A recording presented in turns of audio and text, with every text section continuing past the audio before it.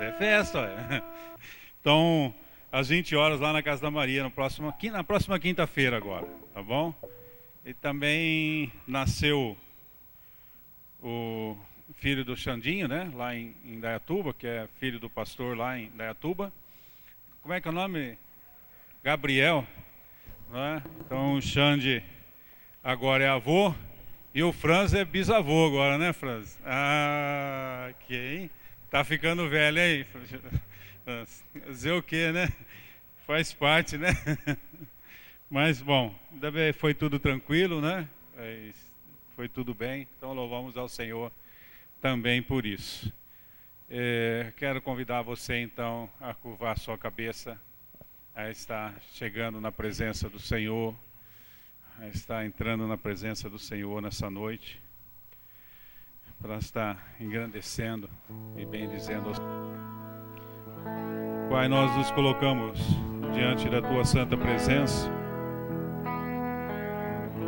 com o coração agradecido, com o coração alegre, porque nós estamos como família do Senhor reunida nessa noite, Senhor. Assim nós colocamos o nosso louvor, a nossa adoração diante do altar do Senhor desde já, e pedimos se algo em nosso coração que é contra a Tua vontade, Senhor Deus, que temos feito, que é contra a Tua vontade, que o Senhor traga as nossas mentes, ó Deus, e assim nós possamos estar confessando os nossos pecados e em Cristo Jesus sendo perdoados e temos uma adoração verdadeira diante do Senhor, ó Deus. Pai, nós iniciamos mais um ano, Senhor Deus, e queremos ver a Tua mão operando no nosso meio. Manifesta a Tua graça, o Teu poder, a Tua autoridade, Senhor Deus, em cada manhã, cada noite, em cada momento que nos reunimos aqui ou nos nossos lares em Teu nome, Senhor Deus. Que as vitórias do Senhor sejam derramadas sobre esse Teu povo que Te busca, Senhor Deus, e que tem estado na Tua presença, Senhor. Assim nós iniciamos, ó Deus, mais esse ano e queremos, como igreja, iniciar com louvores ao Teu nome. Aceita, Senhor Deus, a oração que fazemos em o nome de Cristo Jesus. Amém. Amém, irmãos? Vamos colocar de pé, vamos estar entrando na presença do Senhor agora com os nossos louvores.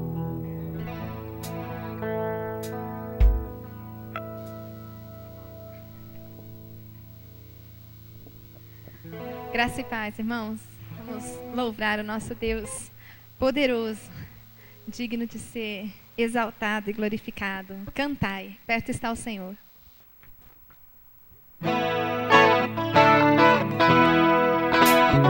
Louva o Senhor com alegria. Ele merece.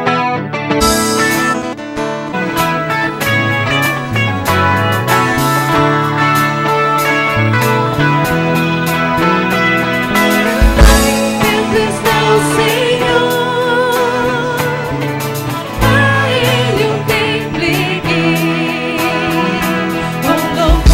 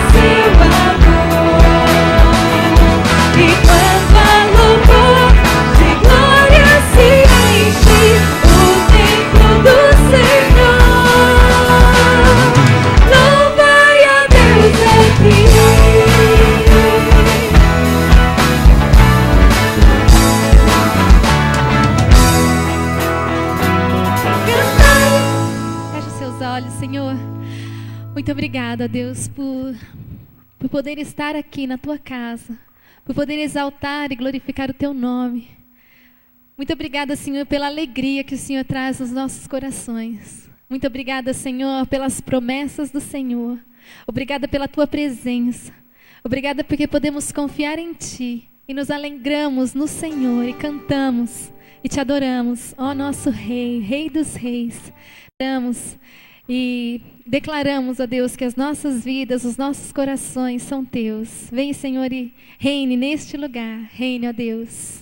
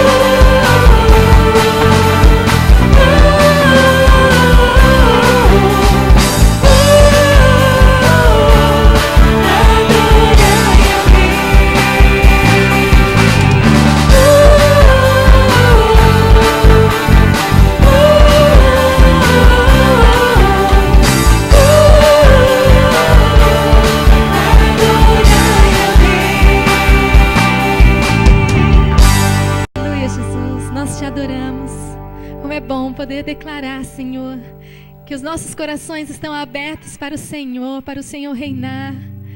Deus, reina, Deus, em todas as áreas das nossas vidas. Eu coloco, Deus, todos os meus sonhos, os meus projetos, o meu coração, e cada um aqui se coloca diante do Senhor. Deus, o que nós mais precisamos é da presença do Senhor, porque se o Senhor Senhor estiver conosco, nós podemos todas as coisas. Podemos passar pelo vale da sombra da morte, porque o Senhor ali estará nos sustentando. Podemos enfrentar, ó Deus, enfermidade. Poderemos enfrentar, ó Deus, toda e qualquer situação contrária, porque o Senhor está conosco. Deus, a Tua presença nas nossas vidas é o que nós mais queremos. Por isso nós Te buscamos, por isso nós estamos aqui doando e querendo mais e mais do Senhor. Nos alimentar da Tua palavra e nos saciar, ó Deus, da Tua presença. Vem, Senhor, e sacia-nos, ó Pai. Eu Te busco, Te procuro, Deus. No silêncio Tu estás.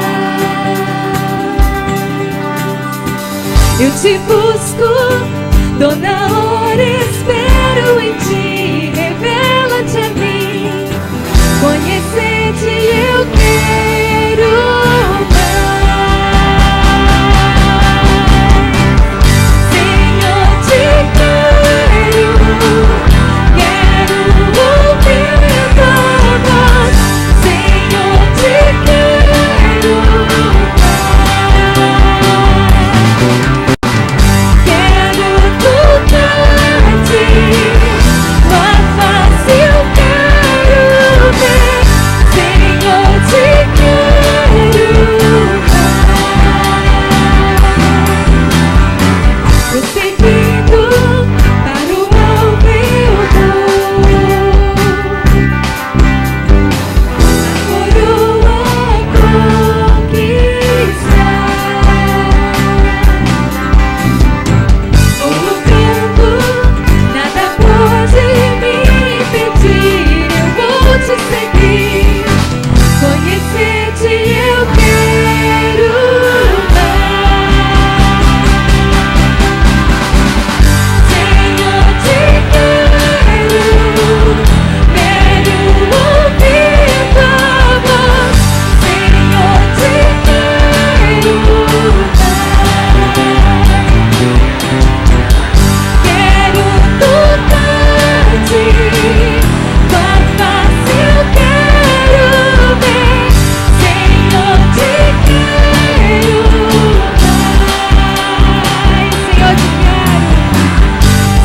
Senhor, Te quero ouvir Tua voz. Senhor, Te quero mais. Quero tocar-te, Tua face eu quero ver. Senhor, Te quero. Abre o seu coração ao Senhor e declare: Senhor, Te quero ouvir Tua voz. Senhor, Te quero mais. Quero tocar-te, Tua face eu quero ver, Senhor. Eu quero mais e mais e mais do Senhor. Venha, ó Deus, e se mostre pra nós. Revela-te, Senhor, nós Te queremos. Senhor, Te quero ouvir Tua voz. Senhor, Te quero mais. Quero tocar-te, Tua face eu quero ver. Senhor, Te quero mais.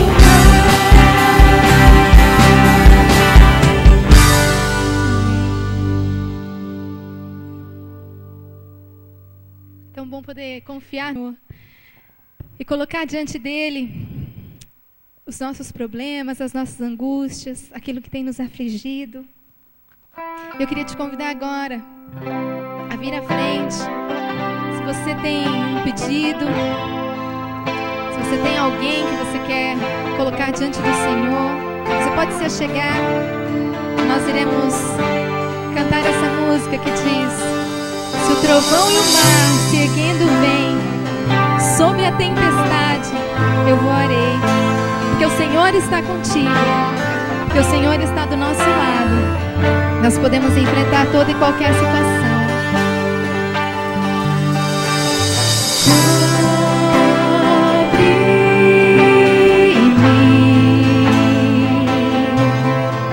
Com tuas mãos, com poder, vem me esconder, Senhor. Se o trovão e o mar seguindo vem sobre a tempestade, eu voarei. Sobre as águas tu também assim descansarei, pois sei que és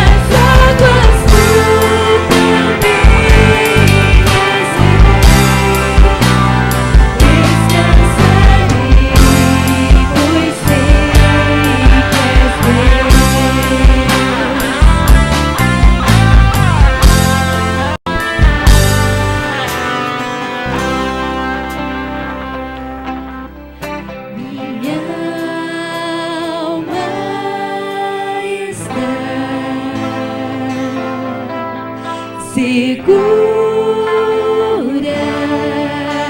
em ti, sabe bem que em Cristo firme está. Se o trovão e o mar seguindo vem sobre a tempestade, eu voarei. Sobre as águas tu também descansarei, pois sei que és Deus. Se o trovão e o mar seguindo vem sobre a tempestade, eu voarei. Sobre as águas tu também descansarei,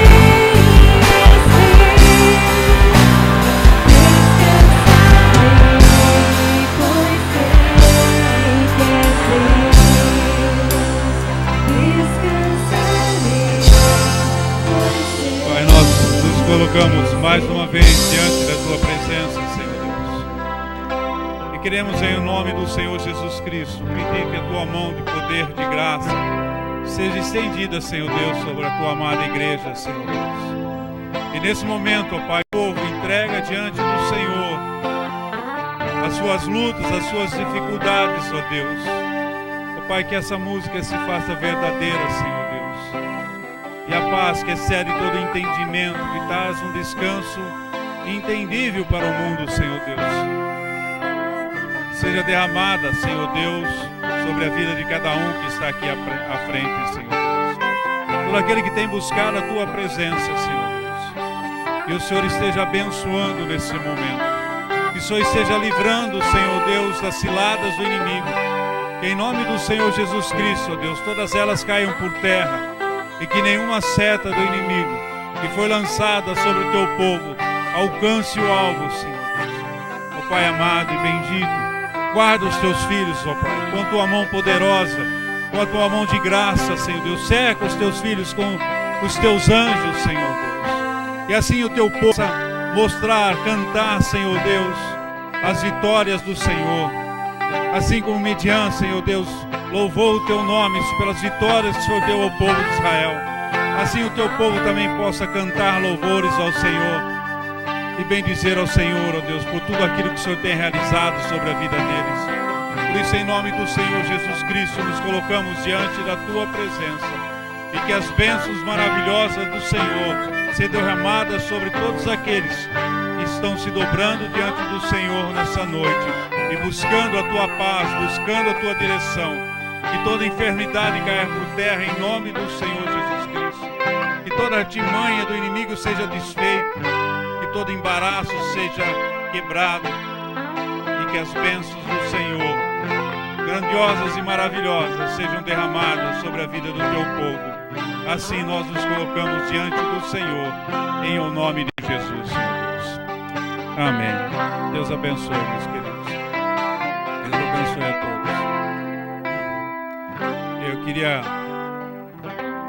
Eu queria convidar aqueles casais que fazem aniversário, que fizeram aniversário no mês de dezembro. É isso? Porque deu, Paulo. O Paulo ia... Isso. Então, os casais que fizeram aniversário, como eu até esqueci que eu fazia aniversário também. Agora que eu vi ela levantando, eu também fiz. Que furo, hein?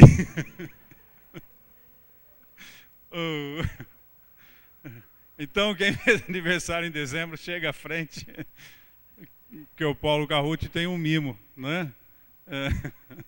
Vou pedir para o Zé chegar aqui à frente e estar orando. Então...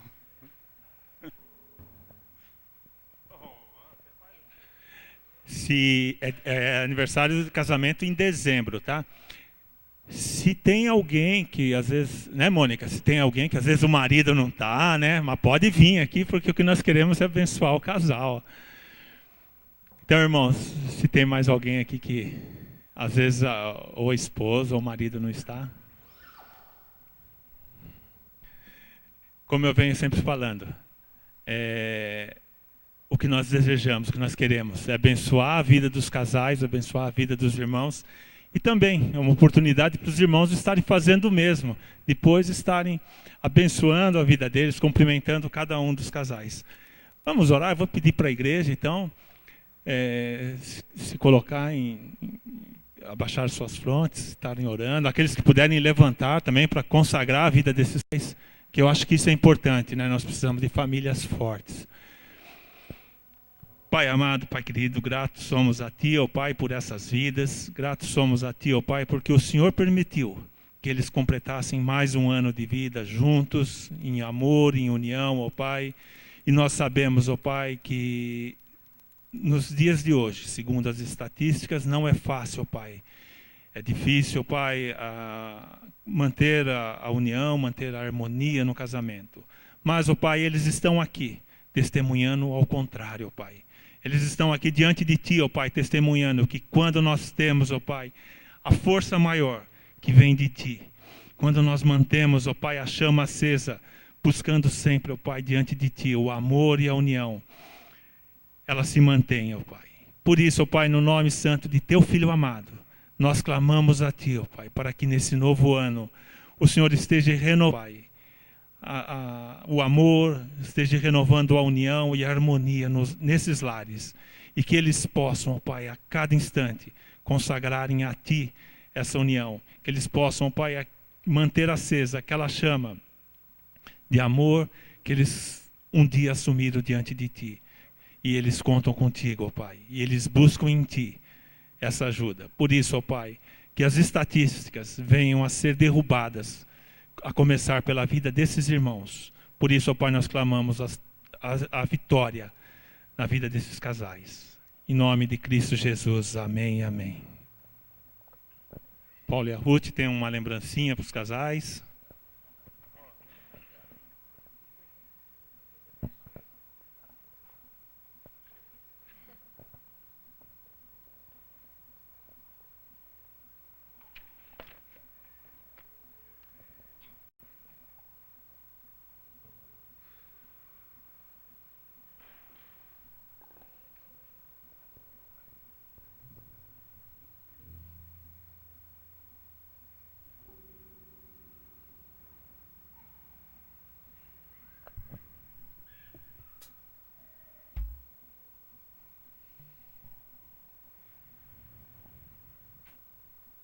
Que gostoso, né? Poder abençoar, celebrar, nos alegrar com estes casais.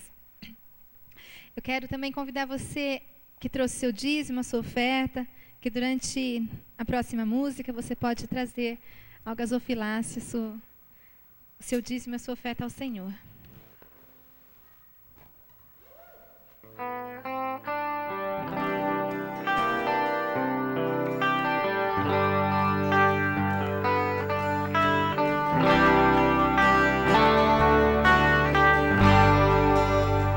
Graças eu te dou, Pai,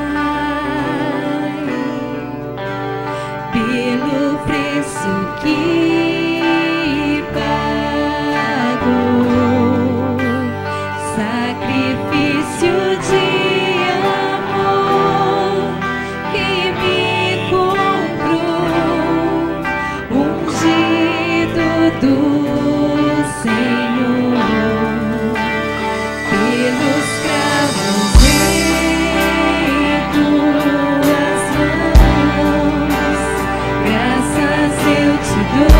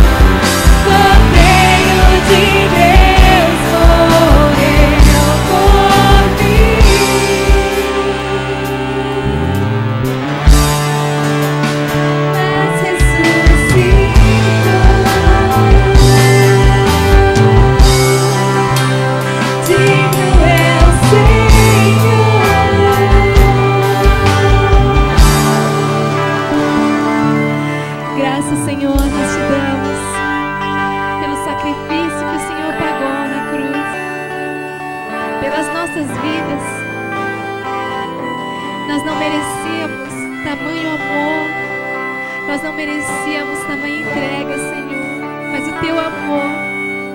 Teu amor por nós é maior, ó Deus. E o Senhor escolheu os cravos para que nós pudéssemos hoje ter comunhão contigo. Obrigada, Senhor.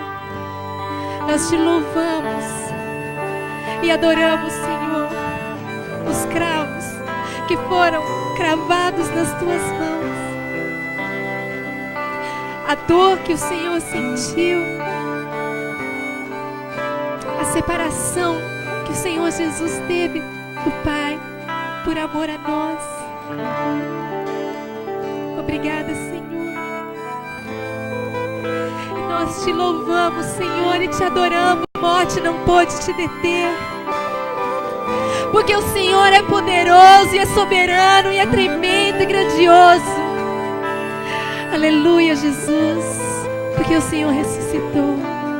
Aleluia, Senhor, porque hoje o Senhor está assentado no trono, à destra do Deus Pai. Louvado e exaltado seja o teu nome, Senhor. Nós nos prostramos diante do Senhor e o adoramos. Amém.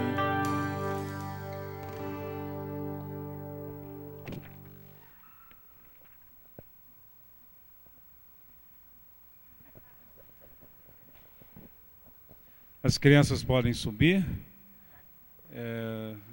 Os adolescentes ficam hoje.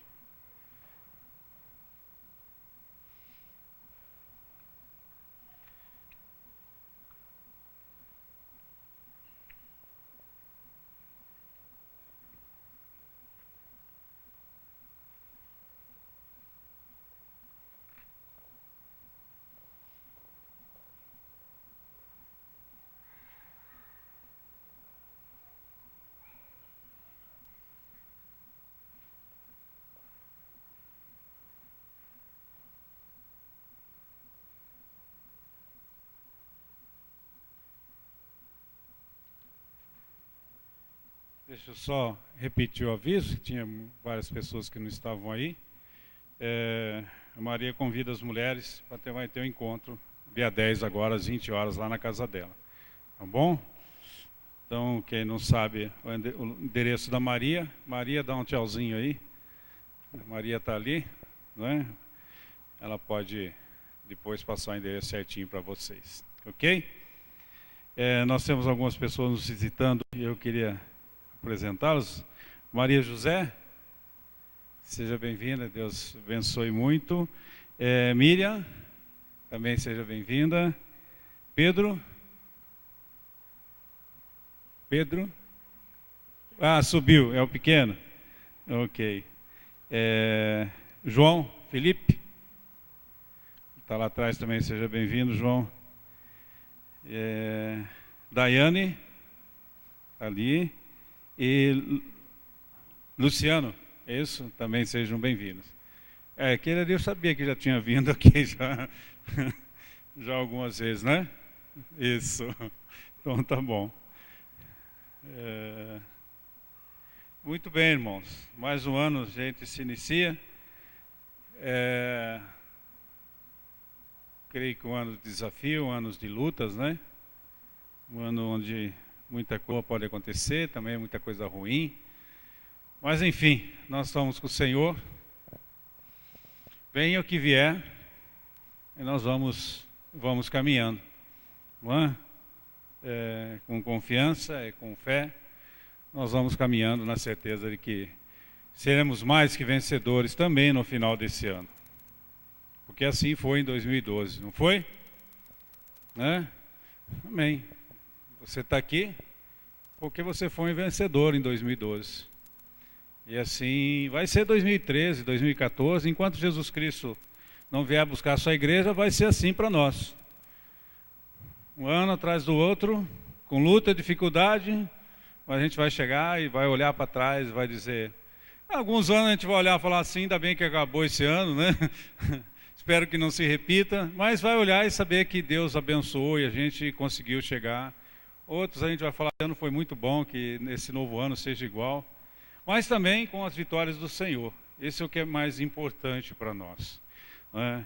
E por isso é sempre bom a gente estar aprendendo mais de Deus, meditando mais na palavra de Deus, buscando mais aquilo que o Senhor tem para nós, não é? E aquilo que Ele reserva na sua palavra e assim por diante. Então eu quero que vocês abram as suas Bíblias lá em Neemias, no capítulo 1 de Neemias.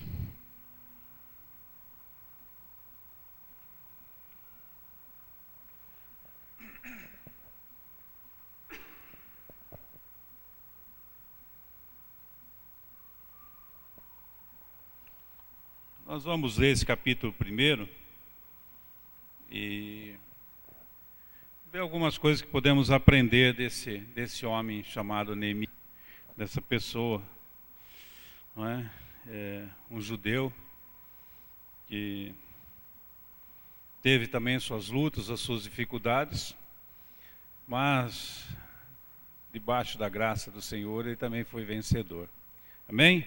Neemias capítulo 1. Do versículo 1 em diante. Bem, misericórdia? Amém.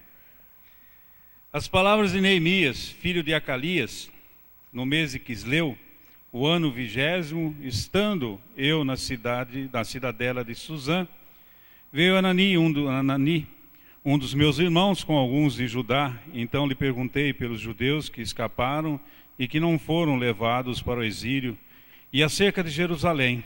Disseram-me os restantes que não foram levados para o exílio e se acham lá na província, estão em grande miséria e desprezo.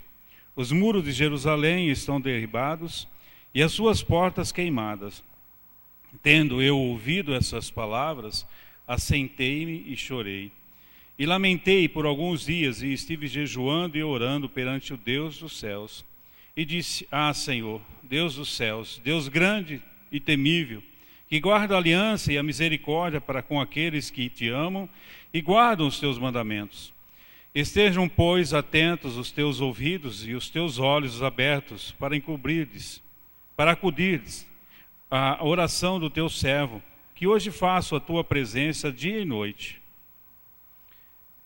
Pelos filhos de Israel, teus servos, e faz confissão pelos pecados dos filhos de Israel, os quais temos cometido contra ti, pois eu e a casa de meu pai temos pecado, temos procedido de todo corruptamente contra ti. Não temos guardado os mandamentos, nem os estatutos, nem os juízos que ordenastes a Moisés, teu servo.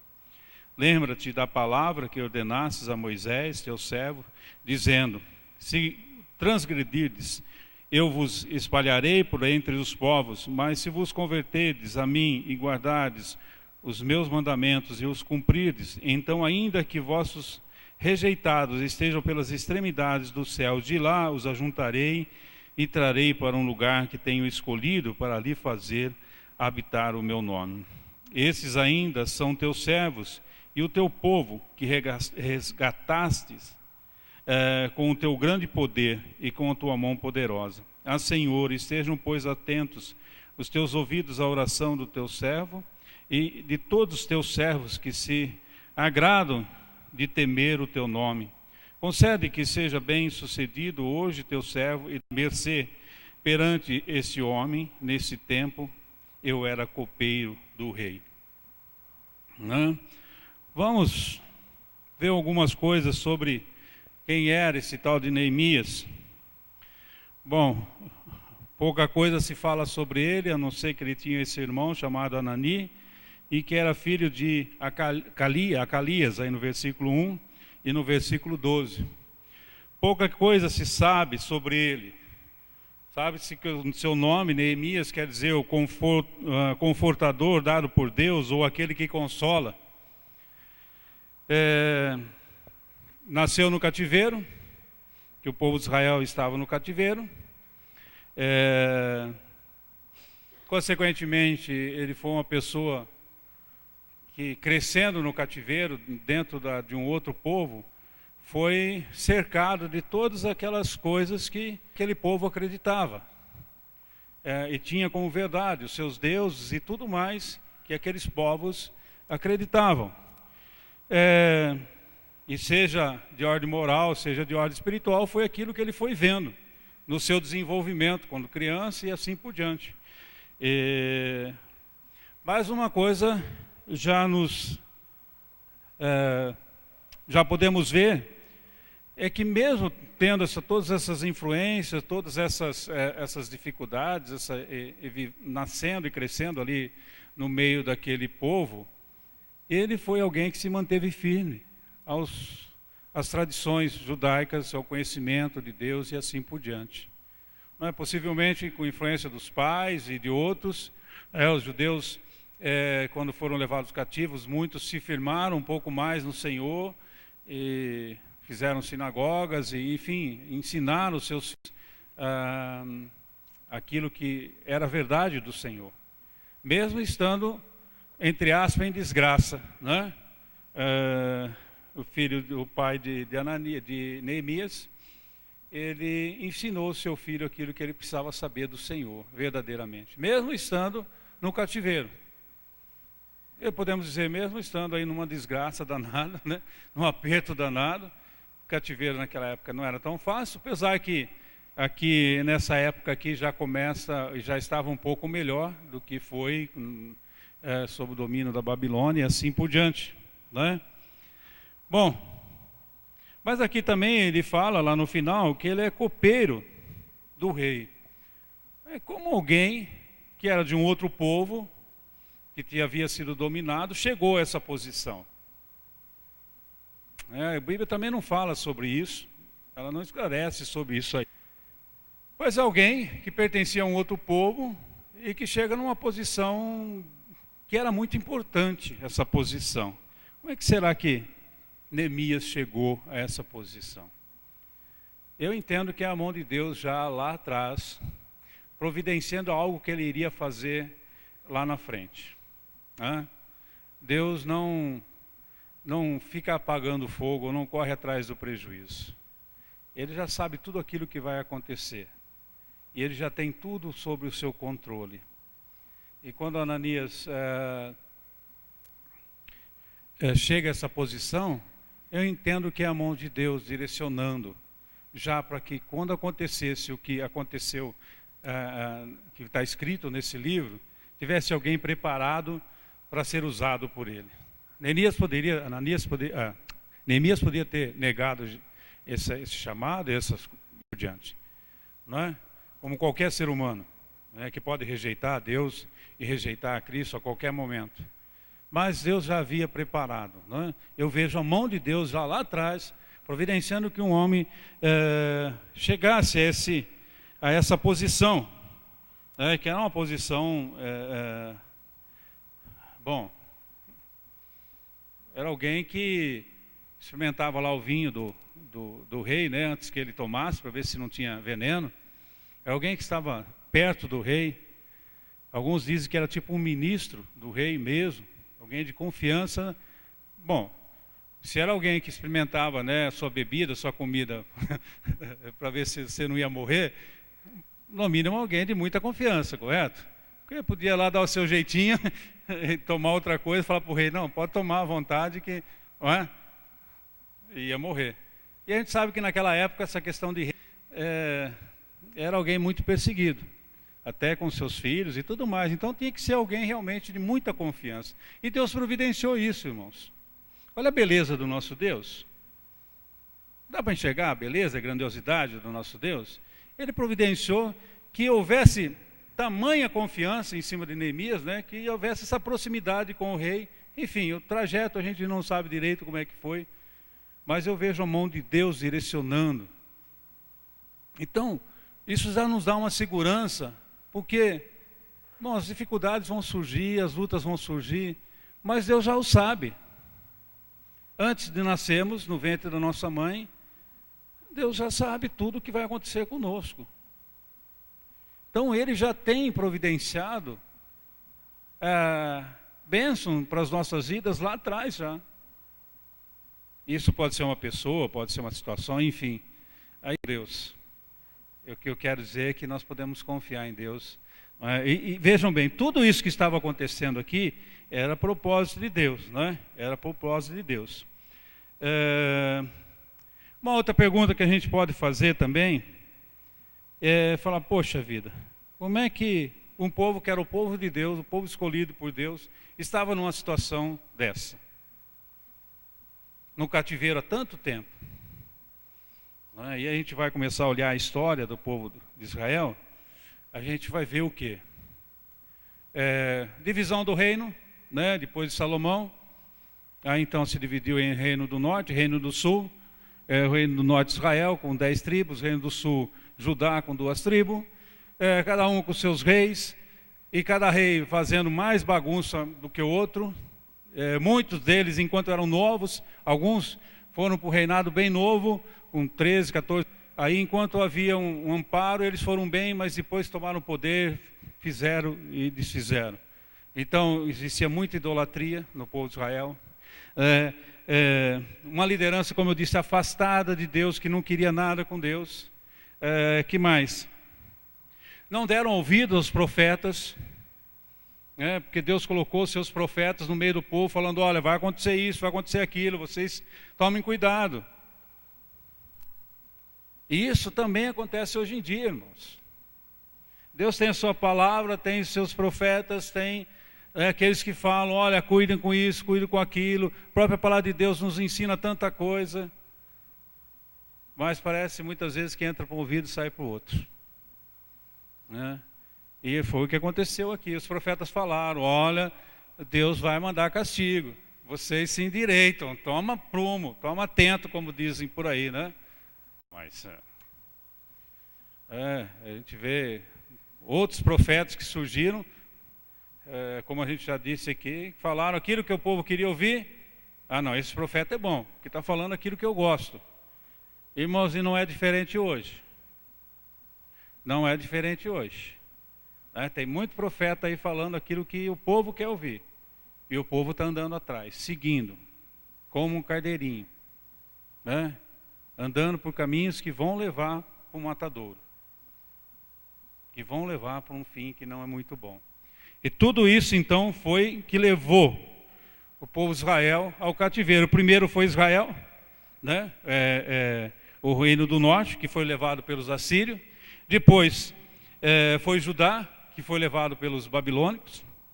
Então os dois, um foi primeiro, o outro viu, e mesmo vendo o castigo, esperava sobre os seus irmãos. Sabe aquela história? Isso acontece só com os outros, não acontece com a gente?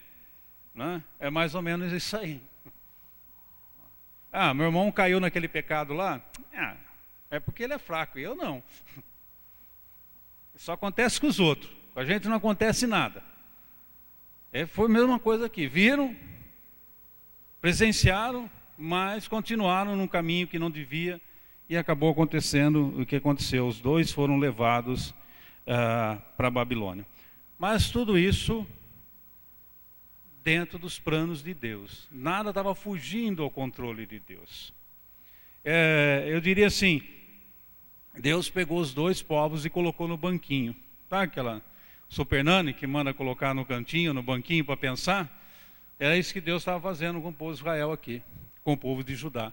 Vocês vão lá para o cativeiro e senta lá e pensa naquilo que vocês fizeram, nas artes que vocês aprontaram até agora. Passou-se aí 200 e poucos anos e Deus avisando, e Deus falando. E o povo, não. Veio, chegou uma hora, Deus falou assim, vai lá para o cantinho, porque agora vocês têm que aprender. Não aprenderam pelo amor, então vai doer um pouquinho para vocês aprenderem. Irmãos, não deixa chegar nessa situação na sua vida. Sabe? Ouve aquilo que Deus está te falando ao coração. Abre o teu coração para Deus. E toma a sua linha, toma o seu tento. E caminha na vontade do Senhor para que Ele não te coloque no banquinho. Ele não te coloque de castigo. Claro que a intenção sempre é correção, sempre é colocar no rumo novamente. Mas por que esperar chegar a esse ponto? Não, vamos se antecipar e obedecer, que é melhor, que é melhor. Mas o povo foi colocado. E depois os medos persas, eles dominaram toda a região, que também foi propósito de Deus com Ciro. E a Babilônia tinha uma maneira de tratar os seus povos dominados. Eles levavam para outros lugares e, como a gente costuma falar, desterravam os seus povos para outros lugares. Já Ciro tinha um outro pensamento. Humanamente falando, era assim, não é? Mas nós que conhecemos a palavra de Deus, sabemos que não é bem assim. Que isso já estava tudo profetizado por Deus, como isso ia acontecer. Então, quando Ciro, os medos e os persas tomam a Babilônia e toda aquela região, tomam uma grande parte do mundo da época, eles têm uma nova filosofia. Então eles mandavam os povos de volta para suas terras, deixavam cultuar os seus deuses e assim por diante. E é nessa época aí que Deus então abençoa o seu povo, começando a levar de volta o seu povo para a terra prometida, né, para Jerusalém. Primeiro foi com Zorobabel, foi uma leva do povo, voltou para Jerusalém, e nessa época reconstruíram o templo. Né? Passou-se alguns anos e se reconstruiu o templo lá em... Eu vou chegar em Neemias, irmãos, aguenta aí que... Né, é bom saber o que estava acontecendo para saber o porquê de toda essa história. Então, nessa época foi reconstruído o templo. Mas, irmãos, eu estava lendo alguns comentários, alguns livros, né? E lá um autor colocou assim, templo bonito,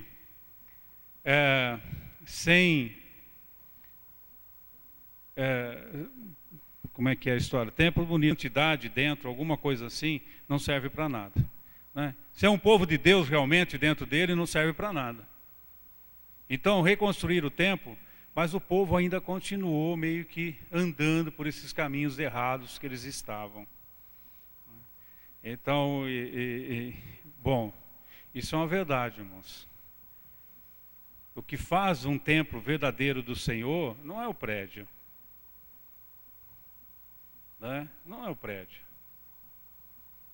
O que faz uma verdadeira igreja é eu e você, em santidade na presença do Senhor. O que faz uma verdadeira igreja do Senhor é isso. Porque você pode andar lá no meio do mato e encontrar igrejas do Senhor lá, debaixo de uma árvore. E sentir toda a santidade e todo o poder de Deus.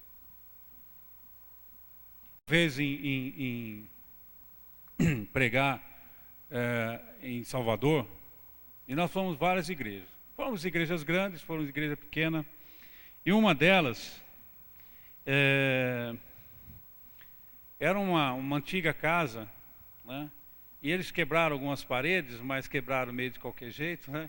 E no meio dela tinha não era nem um pontalete mesmo, era um caibro, né? Segurando a estrutura de cima, né? Já com aquela barriga assim, né? Lá era a igreja. Irmãos, coisa horrorosa, mas o poder de Deus estava lá, né? O poder de Deus estava lá. E Deus se manifestou, e Deus se mostrou presente naquele lugar, com 10, 15 pessoas. Um negócio feio. Outro lugar que a gente foi, chamava Cova do Defunto, não sei quem conhece lá para cima, se já ouviu falar. Né? Uma vila, um lugar chamava Cova dos Defuntos. Ó. É lá que a igreja até lá que era bonitinha. Né? Era até bonita. Então, os templos bonitos. E o pessoal foi lá e reconstruiu o templo. E muitas vezes nós adoramos coisas que não se devem ser adoradas. O templo, no povo judaico, representava a presença de Deus, sim. Mas desde o começo, Deus sempre mostrou que o que vale são as pessoas que estão dentro. E não a beleza do templo. A beleza do templo. Não é? Então, Zorobabel foi para lá, reconstruiu o templo, tá, legal, mas também não adiantou muita coisa. Aí depois, eles tinham alguns anos, uma nova leva volta para o cativeiro, vai do cativeiro, volta para Jerusalém, com Esdra. Esdra, então, teve um ministério mais voltado para a palavra de Deus, tentando mostrar a palavra de Deus para aquele povo, ensinar aquele povo o que era a palavra de Deus, né, para ver se aquele templo então valia para alguma coisa, servia para alguma coisa. Mas a história conta que os efeitos dos ensinos de Esdras foram acontecer 14 anos depois, com a chegada de Neemias só. Não é? Com a chegada de Neemias. Aí é a terceira leva que vai, então, que volta para Jerusalém. Isso tudo plano de Deus, irmãos. Tudo direção de Deus. Tudo orientação de Deus para como as coisas deviam acontecer, né? Então, nessa época também, quando Neemias vai, os mesmos pecados que os levaram embora cativo estavam acontecendo. Já tinham apanhado, já tinham ido para o banquinho e continuavam, né? Havia idolatria, havia, enfim, pobre sendo usado pelos ricos, enfim, tudo aquilo que é de bom que o diabo põe no meio de uma sociedade, né? E aquele povo estava desse jeito. Então chega Neemias, e Neemias conhecia essa história do seu povo, não é?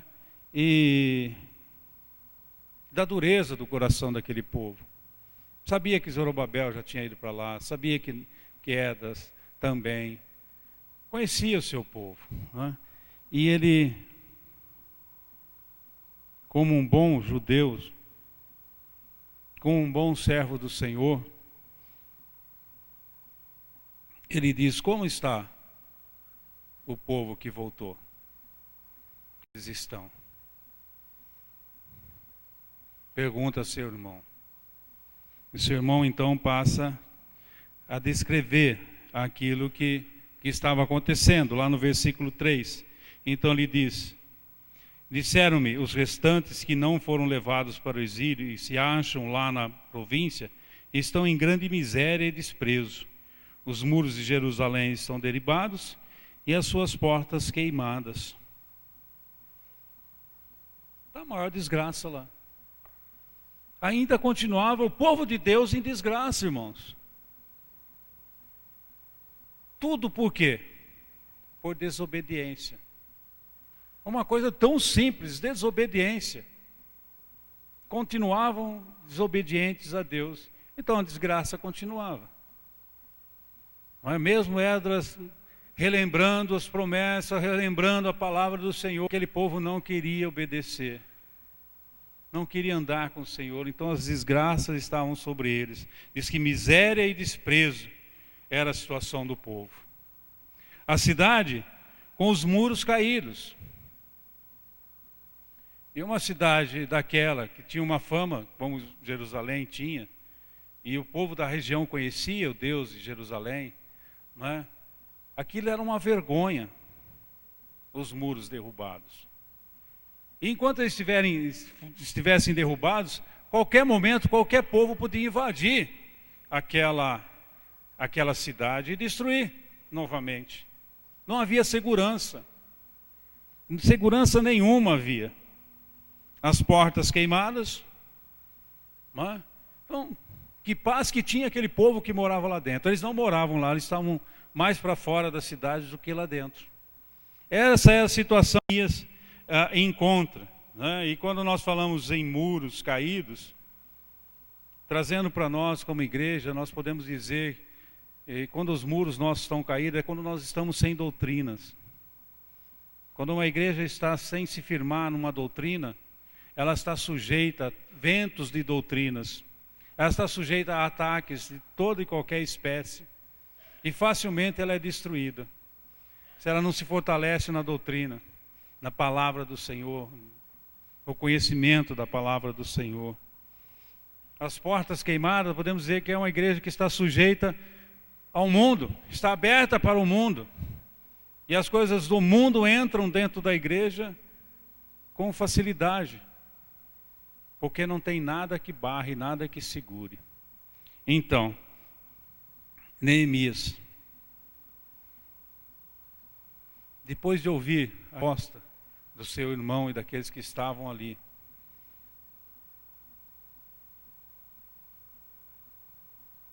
que ele poderia dizer? Deus avisou eles, não avisou?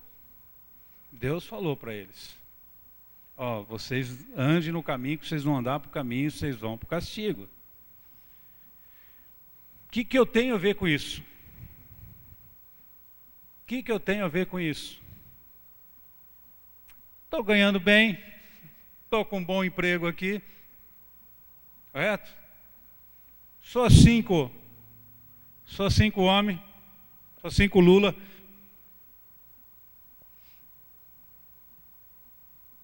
O que eu vou se meter nesse enrosco? O que eu vou dar a cara a bater por causa desse povinho? Desse povo que não quer nada com Deus, que anda se matando, que anda um roubando do outro, que mais? Que anda na prostituição, que anda na idolatria, que anda aí num monte de coisa aí que não agrada a Deus. O que eu tenho a ver com esse povo? Correto? O que eu vou me meter com eles? Esse povo não merece a presença de Deus. Esse povo não merece. Tem mais é que sofrer mesmo, tem mais é que apanhar mesmo. Eu vou largar minha posição aqui gostosinha, não é? Moro no palácio, agora o rei está no palácio de verão dele, eu vim para cá com ele, não é? A hora que ele vai para o palácio de inverno dele, eu vou junto, como do bem e do melhor. Tá certo que tem um risquinho aí, né? Mas tem como é que chama lá, que o pessoal recebe quando tem risco no trabalho? Insalubridade, né? Recebo insalubridade, vai que eu tomo um veneninho aí, tem um seguro bom para minha família. Por que eu vou se meter e se preocupar com esse povo? Deus não avisou? Jesus Cristo não morreu há 2000 anos atrás? Por eles? Por que eu vou se preocupar com esse povo que está aí fora, se drogando, se prostituindo, se matando? Por quê? Eles querem assim, que vá se danar. E vão caçar a turma dele. E eu vou continuar aqui dentro da minha igreja, louvando e bendizendo o Senhor, que é a melhor coisa que eu faço. Eu vou perder tempo, porque essa turma não querem nada com nada. Vou falar de Deus para eles tirar um sarro na minha cara? Vou dar testemunho, falar eu sou bobo? Vou ser honesto? Estou errado? Então vão se danar. Não é? Foi isso que Neemias respondeu, né? Mas não foi. Sabe por que não foi? Porque era um homem de Deus verdadeiramente. E o homem de Deus sente o peso da humanidade sobre ele. E foi assim que Neemias sentiu. E interessante, eu disse até que Neemias com certeza foi colocado por Deus aonde ele estava. Mas irmãos, Deus não falou para ele: Neemias, levanta daí e vai ter com aquele povo lá. Eu quero você lá. Neemias não teve um chamado como teve Isaías, como teve Paulo, como teve os apóstolos. Neemias não teve isso não, irmãos. Assim como Daniel, ele era um homem de Deus. E como homem de Deus, Deus não precisa ficar chamando, ficar levantando. A verdade é essa. E quando Neemias fica sabendo a real situação daquele povo, dói o seu coração, porque ele se identifica com a humanidade. Ele estava se identificando com aquele povo, e doeu o seu coração. E sem Deus falar qualquer coisa para ele, ele diz: Senhor, eis-me aqui. E não foi assim: eu eis-me aqui agora, e Deus falou: tá bom, vai lá. Porque se nós formos ver, ele passou 4 meses orando, irmãos. Jejuando e orando. Não foi um dia, não foi 2 dias, foi 3 dias, foram 4 meses orando. E quando ele ouve então essa situação, ele já se coloca diante do Senhor e diz: tendo eu ouvido essas palavras, assentei assentei-me, chorei e lamentei por alguns dias. Ele é modesto ainda, né? Alguns dias deles aí são 4 meses. E vejam bem, são 4 meses de choro, de dor, de sofrimento, e no seu trabalho, com um sorriso. Porque ele não podia chegar diante do rei de qualquer jeito. Ele não podia chegar. Até o dia em que Deus então respondeu para ele, e o rei percebeu que havia algo errado nele, mas essa é outra história, a gente vai chegar lá depois. Mas ele passou 4 meses orando, para saber o que fazer, irmãos. Ele se dispôs na mão do Senhor, mas que uma direção do Senhor. Que belo ensino para nós. Eu pergunto, que você está esperando o quê? Um raio cair na tua cabeça? Luzinhas piscando? Para caminhar? Para fazer a obra do Senhor? Você e eu temos que fazer como Neemias. Colocar nossos joelhos em terra e falar: Senhor, me perdoa. Porque essa é a oração de Neemias. E tendo eu ouvido essas palavras, sentei-me e chorei, e lamentei por alguns dias, e estive jejuando e orando perante o Deus dos céus. E disse: Ah, Senhor, Deus do céu, Deus grande e temível, que guardas a aliança e a misericórdia para com aqueles que te amam e aguardam os teus mandamentos. Ele exalta, ele glorifica o Senhor. E diz: Estejam, pois, atentos os teus ouvidos e os teus olhos abertos para acudires a oração do teu servo, que hoje faço a tua presença, dia e noite, pelos filhos de Israel. Dia e noite ele chegava na presença de Deus por aquele povo. E continua dizendo: Filhos de Israel, teus servos, e faço confissão pelos pecados dos filhos de Israel. Mas não foi eu que pequei, a salvação individual, vocês que se danem. Não é isso? Ué, eu vou ficar chorando na presença de Deus por causa de você? Você pecou, se vira, meu filho. Olha a cruz de Cristo lá, vai lá. Não é assim que a gente fala, na maioria das vezes? Mas Neemias não falou assim. Ele diz e se coloca junto ao povo, porque ele estava sentindo no coração, irmãos. Ele estava sentindo no coração todo o sofrimento, toda a dor que Deus estava sentindo com o povo naquela situação. A verdade é essa. Ele estava sentindo o peso no seu coração, do afastamento de Deus da presença deles.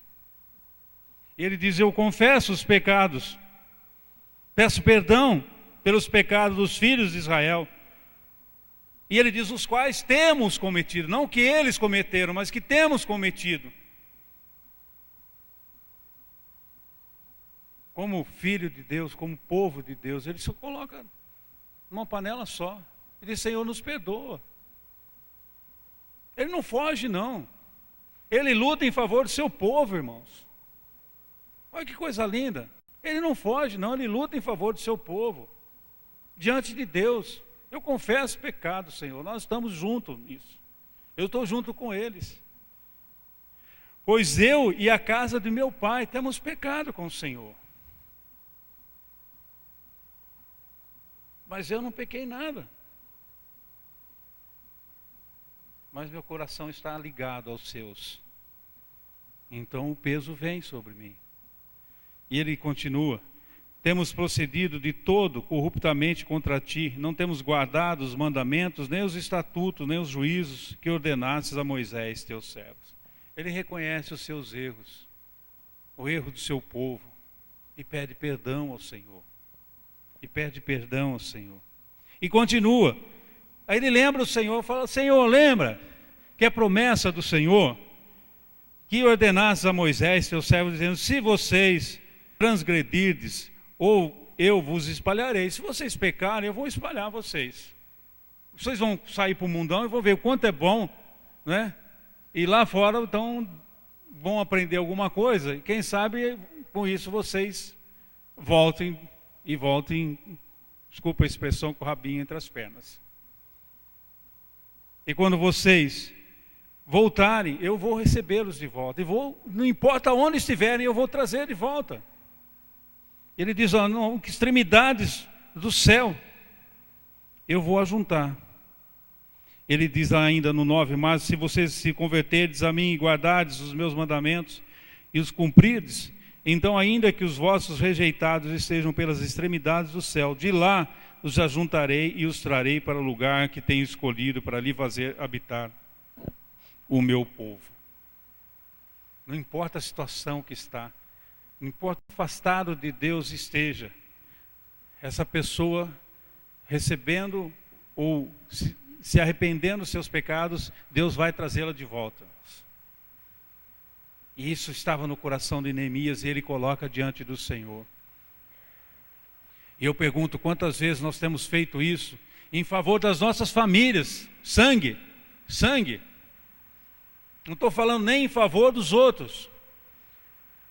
Quantas vezes nós passamos 4 meses orando e jejuando para ver alguém sendo salvo da nossa família, se convertendo? E dizemos, mas é ter um coração tão duro, tão difícil. Se não tem jeito não.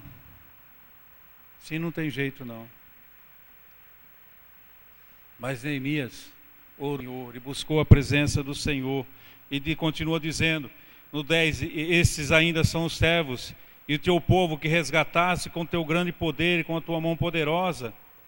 Senhor, estejam, pois, atentos os teus ouvidos à oração do teu servo e a dos teus servos que se agradam de temer o teu nome. Concede que sejam bem-sucedido hoje o teu servo e dá-lhe mercê perante esse homem. Meus irmãos, quando eu estava lendo isso, até comentei lá na nossa... falar nisso, só abrindo um parênteses aqui, voltou a escola bíblica dominical, viu, irmãos? Está aberto de novo a partir das 9h30, as classes estão aí, não é? Então, nós estávamos falando sobre isso, e quando eu li esse texto aqui, lembrei daquela passagem onde Jesus diz assim, irmãos, a seara é grande, vocês precisam rogar ao Senhor da seara, para que envie trabalhadores. Me veio à mente, logo que eu li esse texto essa semana aí, me veio à mente esse outro texto. Sabe por quê? Porque naquele texto, né, eu também creio que quando Jesus fala, olha, vocês devem orar para que o Senhor envie trabalhadores, é que quando a gente começa a orar realmente de coração, sabe quem Deus vai mandar, né? Sabe quem Deus vai levantar, né? É você. Ele vai olhar para você e falar, é assim? Então, levanta daí, vai fazer alguma coisa, meu filho. E foi assim com Neemias.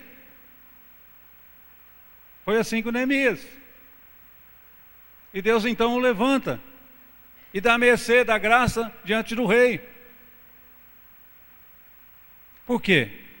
Neemias tinha um chamado especial? Não, porque ele dispôs diante da presença do Senhor. Porque ele questionou a Deus. Tanto falando, Deus, o Senhor está certo em castigar o povo, mas também, Deus, o Senhor tem promessas de bênçãos para a vida daqueles que te buscam. E eu quero ver essas promessas sendo cumpridas na vida daquele povo. Agora, Deus olha para Neemias e fala, bom, para isso acontecer, tem algumas mudancinhas que precisam ser feitas. Então, levanta aí que você vai ter que fazer algumas coisas. E Neemias fez. Porque era verdadeiramente um homem do Senhor. Nós gostamos de dizer que nós somos filhos de Deus, né? Somos crentes, nós somos evangélicos, gospel, ou seja lá o que for. Mas será que realmente somos verdadeiros filhos do Senhor? Quando nós olhamos as desgraças que estamos vendo na televisão, no mundo aí fora, o que passa em nosso coração além da raiva? além da raiva de ver essas coisas acontecendo. Irmãos, aí fora há um povo com as suas portas escancaradas, com seus muros destroçados, com as suas vidas acabadas, mesmo com dinheiro, com muita coisa, estão acabados. Há miséria somente nesse mundo aí fora. E nós somos humanos, como eles, fazemos parte desse povo. E se a gente for voltando, a gente vai ver que a gente vai chegar lá em Adão e Eva. E nós temos algum parentesco lá no final. É o nosso povo. É o nosso povo que está sofrendo, que está morrendo, que está perdido. Que Deus abençoe a sua vida. Que Deus abençoe a sua vida. Que você tenha a coragem de Neemias, de dobrar os seus joelhos e clamar e buscar a presença do Senhor por esse povo, por essa igreja. Que você tenha a humildade, como Neemias, e a coragem de, mesmo correndo o risco de sair do seu lugar de sossego, como foi Neemias, mas saber que era a vontade de Deus e que era o melhor para a vida dele. Talvez Deus te queira aqui ou acolá, não sei. Mas é hora de você olhar um pouco para dentro e ver o que realmente está acontecendo dentro do teu coração. Que evangelho nós estamos vivendo? Mas nós estamos vendo todas as coisas. Aprendam alguma coisa com Neemias, em nome de Jesus. Porque afinal de contas, Jesus Cristo morreu na cruz. Sabiam disso? Morreu na cruz. 2000 anos e um pouquinho atrás, ou um pouquinho menos. Ele morreu lá na cruz.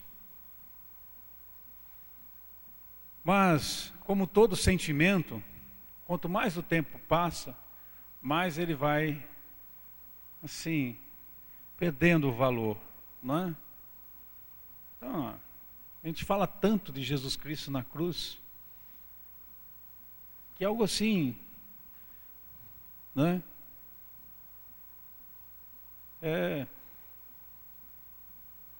Parece que não mexe mais no coração, fala a verdade. Sabe, não dá aquele... Quando a gente fala de Jesus morreu na cruz por mim, por você, pela humanidade. Afinal de contas, nós temos tanta preocupação, nós temos tanta coisa, mas Jesus Cristo morreu por mim e por você. Morreu por aqueles que estão aí fora, perdidos, desgarrados. E ressuscitou ao terceiro dia. Porque a cruz, a morte, não foi forte o suficiente para segurar Jesus. A morte não foi forte o suficiente. E ele venceu a morte também. E ressuscitou ao terceiro dia. E hoje está sentado à direita de Deus Pai. Está olhando para nós e dizendo: e aí, meus Neemias, levantem-se e façam alguma coisa em favor desse teu povo que está aí, desse meu povo que está aí, desses irmãos teus que estão aí fora, morrendo, porque estão afastados, sofrendo, vivendo, sendo dirigidos pela mão do inimigo. Vamos lá, vamos fazer alguma coisa. Para começar, vamos botar os nossos joelhos em terra. Vamos lá. Vamos tirar um dia aí para fazer um jejum. Roscou. Né? Toma uma água aqui. Vamos? Será que tem alguém aí fora que merece? Que você passe 4 meses orando por ele? Será que o Lula merece ou não? Fernando Henrique, Fernando Collor, os Fernandos da vida, os Marcos da vida. Hã? Os Mussolini, os Hitlers. Vamos lá, algo para os extremos, né? Será que eles merecem? Merecem, sabe por quê? Porque Jesus Cristo morreu na cruz por eles. Por cada um deles, irmãos. Por cada um deles, Jesus Cristo morreu na cruz. E eu convidar o grupo de louvor chegar aqui à frente. Nós vamos estar participando da ceia. E eu não vou ler 1 Coríntios, não vou ler Marcos e outros que falam sobre a ceia, porque você sabe o que significa a ceia, não é? O sangue de Cristo derramado por você. E também por aquele drogado que está aqui na frente, né? Por aquela prostituta, enfim. Entregou o seu corpo também por eles. Eu quero convidar você a participar da ceia do Senhor nessa noite. Enquanto o grupo vai estar louvando o Senhor, quero convidar você que tem a certeza de ter Cristo no coração. Se você tem a certeza de Cristo no teu coração, se você é oração para Cristo e disse: Cristo, eu sou um pecador e sei que só através da tua graça é que eu posso se achegar até Deus novamente, até Deus Pai. Então você pode participar conosco da ceia do Senhor. Você tem a certeza dessa salvação que foi nos dada lá na cruz por Cristo Jesus. Eu quero convidar você a se colocar de pé e chegar aqui na frente e participar conosco da ceia do Senhor, pegando os elementos da ceia. Pode chegar aqui à frente.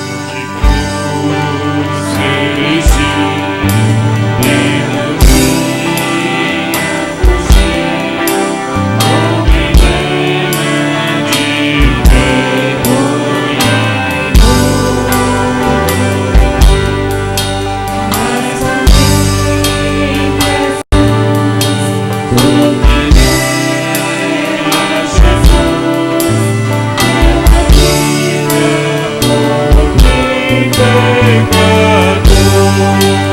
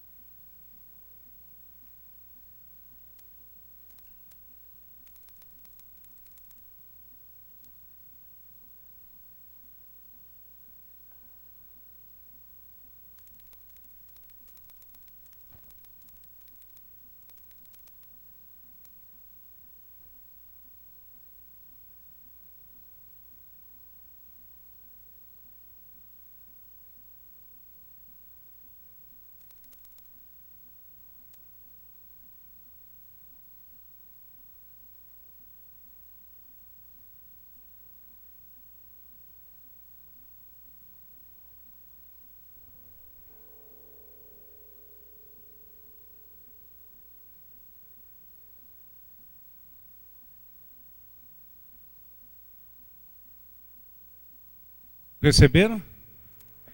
Então,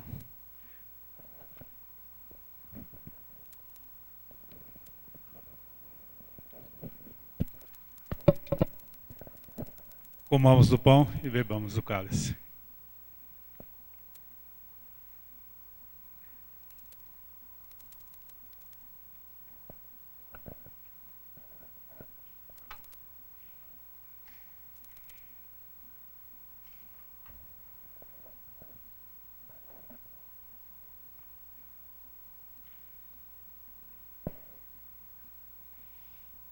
Pai, mais uma vez na Tua presença, nós nos colocamos, Senhor Deus, e queremos agradecer ao Senhor, porque um dia, através de uma pessoa, um verdadeiro, de alguém que, assim como Neemias se levantou do seu lugar de conforto e se dispôs a falar da grandiosidade do Senhor, do sacrifício de Cristo Jesus lá na cruz por nós. E assim nós podemos estar hoje participando desse momento todo especial, porque é uma alegria para o nosso coração, ó Pai, participarmos da ceia do Senhor, junto como igreja, Senhor Deus, como corpo de Cristo, relembrarmos o sacrifício de Cristo Jesus lá na cruz, e assim reviver em nossos corações, ó Pai, que esse amor, Senhor Deus, demonstrado por nós lá na cruz, possa estar sendo renovado em nossos corações, ó Deus. E assim como Neemias, ó Pai, haja esse peso em nosso coração em favor dessa humanidade que está perdida, que está se perdendo sem o Senhor, ó Deus. Que assim como Neemias, ó Deus, nós possamos marchar, Senhor Deus, em favor dessa humanidade, Senhor. Assim eu peço que o Senhor, através do Teu Santo Espírito que está no nosso meio, que está em nossos corações, possa nos mover, Senhor Deus. E que esse ano seja um ano de vitória na vida dessa igreja, Senhor Deus. Vendo pessoas reconhecerem a Ti como Senhor e Salvador. Assim que o Senhor abençoe a cada irmão, a cada irmã, Senhor Deus, que está aqui presente nessa noite, que nos seus trabalhos, nos seus lares, na escola, sejam testemunhos fiéis do Senhor, ó Pai, que vivam de acordo com a Tua palavra, e mesmo debaixo da influência maligna, Senhor Deus, que impera muitas vezes onde estamos lá fora, não venham, Senhor Deus, a sucumbir às pressões, mas ungidos pelo Teu Espírito, se mantenham firmes, Senhor Deus, e tenham a coragem de serem usados pelo Senhor, se colocando à disposição, ó Pai. Assim nós queremos encerrar esse culto, Senhor Deus, pedindo que a Tua graça e o Teu amor seja derramado sobre os nossos corações, que a Tua paz inunde, Senhor Deus, as nossas vidas e a vida da nossa igreja, a vida dos nossos lares, ó Pai, e aonde pisarmos, a luz de Cristo venha a brilhar de tal maneira, Senhor Deus, que toda escuridão seja tirada, Senhor. Que sejamos esse canal, Senhor Deus, esse canal de bênção para essa humanidade, Senhor Deus.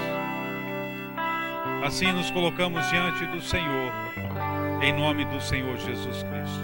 Amém. Deus abençoe a todos e até quarta-feira, nossa reunião de oração. Amém.